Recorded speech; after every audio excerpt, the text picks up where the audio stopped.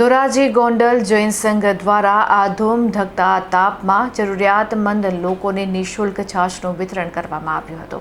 ઉનાળાની કાળઝાળ ગરમીમાં લોકોને રાહત આપવા માટે રાજકોટ જિલ્લામાં સેવાકીય પ્રવૃત્તિઓનો અવિરત પ્રવાહ વહી રહ્યો છે, જેના ભાગરૂપે પૂજ્ય શ્રી ધીરજમુનિ મહારાજ સાહેબની પ્રેરણાથી શ્રી સ્થાનકવાસી જૈન સંઘ ધોરાજી અને શ્રી ધોરાજી ગોંડલ જૈન સંઘના સંયુક્ત ઉપક્રમે છેલ્લા 2 મહિનાથી અમૃત છાશ કેન્દ્ર ચલાવવામાં આવી રહ્યું છે.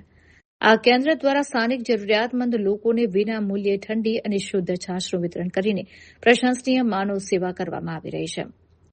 આ ભગીરથ કાર્યમાં માતૃશ્રી ગુલાબબેન કેશવલાલ વોરા હસ્તે શ્રીમતી સ્નેહલતાબેન દિનેશભાઈ વોરા, માતૃશ્રી તારાબેન જેઠાલાલ મોદી પરિવાર તરફથી આર્થિક સહયોગ મળી રહ્યો છે.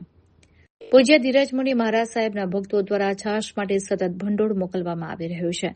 આ સેવા યજ્ઞમાં શ્રી ગોંડલ સંઘના માનદ મંત્રી કમલભાઈ મોદી છેલ્લા 2 મહિનાથી સક્રિયપણે પોતાની સેવાઓ આપી રહ્યા છે.